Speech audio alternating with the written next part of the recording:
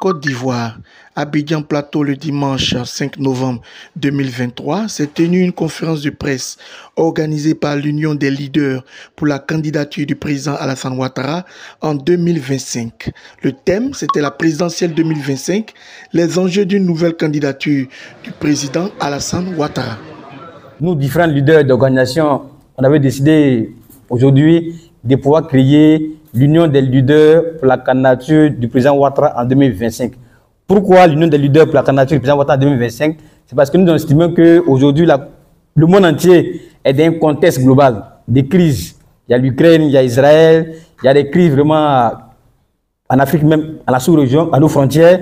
Il y a le Burkina vraiment qui a traversé une rébellion, la Guinée a traversé également une rébellion, le Mali a traversé également une rébellion. Donc il n'y a que le Ghana et pas même la Côte d'Ivoire vraiment qui tiennent. Voilà. Et ce pays tient grâce au leadership, grâce au challenge vraiment d'une seule personne qui est le président de la République, son excellence Alassane Ouattara, qui est le garant pour nous de la stabilité. Voilà, parce que il a non seulement ramené de la stabilité à l'intérieur du parti politique qu'il a initié, qu'il dirige, malgré vraiment que d'autres en sont partis.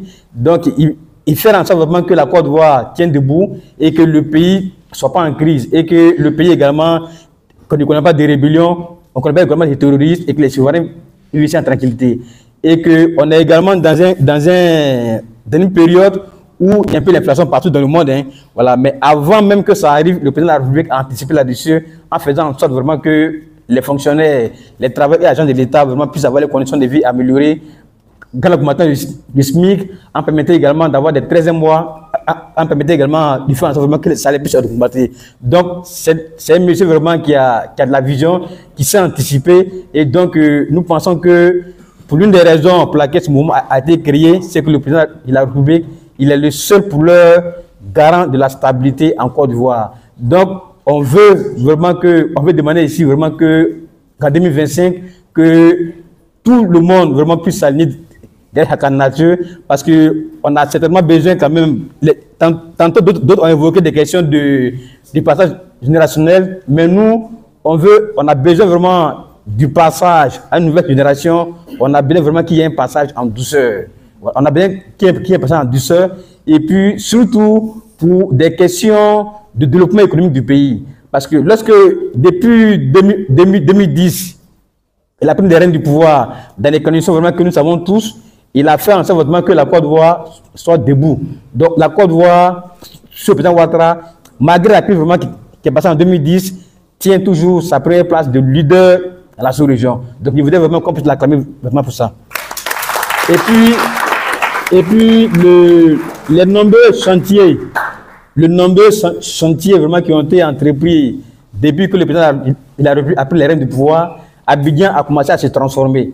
Ceux mêmes qui étaient en exil et qui sont arrivés hier, grâce au président de la République, grâce à son esprit d'ouverture, grâce à la politique de réconciliation vraiment qu'il a réussi, ont vu que même devant les portes, tout a changé. Abidjan se transforme, à l'intérieur du pays se transforme, le fonds du pays se transforme, le niveau de l'électrification dans les villages, c'est une réalité, et que les infrastructures économiques, les routes, les ponts sont une réalité, et les grands chantiers vraiment qui restent à faire, 1 an et demi, surtout qu'on a la canne bientôt, 1 an ne peut pas permettre de pouvoir achever tous ces projets-là. Il y a des projets tels que le métro d'Abidjan qui est en cours, il y a le BRT, le bus rapide, il transite vraiment qui doit quitter Dabou par la Bassam qui est en cours. Il y a également un échangeur qui doit quitter de Belleville jusqu'à Bassam qui est en cours. Il y a assez d'échangeurs vraiment qui sont en cours. Il y a beaucoup de travaux de voirie qui sont également en cours. Donc, l'histoire a démontré que quand un nouveau président vient, il a tendance à poser lui-même ses propres marques. Donc, par moment, on a un arrêt de ces travaux qui sont en cours. C'est l'exemple du président Babo, quand il est venu en 2000, il y a des projets, quand il prend le cas d'université, il y avait des amphithéâtres qui étaient en construction, et qu'on appelait amphibédier, quand il est arrivé, il a stoppé tout ça. Il est passé à autre chose.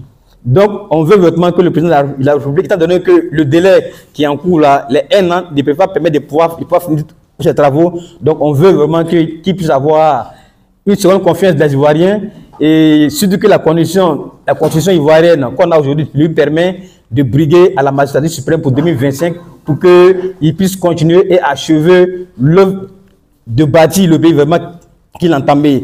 Parce qu'il est le deuxième plus grand bâtisseur de la Côte d'Ivoire moderne depuis vraiment que ce pays existe en tant qu'État. Et au plan de vue du monde des affaires, il a permis également que le milieu du monde des affaires soit assaini. Voilà, parce qu'avant, par le passé, par exemple, tu pouvais aller, il y a des...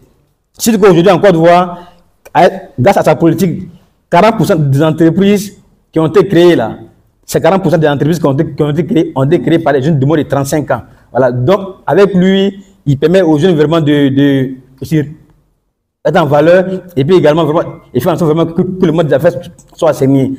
Il y a eu par exemple, quand il prenait le pouvoir en 2010, il a trouvé plein de passifs, c'est-à-dire des marchés qui ont été passés dans des conditions, mais qui n'étaient pas inscrits au budget. Mais aujourd'hui, je crois depuis 2012, depuis je crois 2013, 2014, 2015 là, quand Aboudoumane Cissé vraiment était obligé, donc, le président de la République a pris des mesures pour pas créer une cellule spéciale qu'on appelle le CELIOP, qui est la cellule des opérations économiques. Et ça permet également à toute entreprise, quand tu as un marché, pour savoir si ce marché est inscrit au budget là, tu peux aller là-bas pour t'informer effectivement. Et ça permet également de pouvoir maintenir des entreprises en souffrance. Et ça permet également de pouvoir salir du demande des affaires.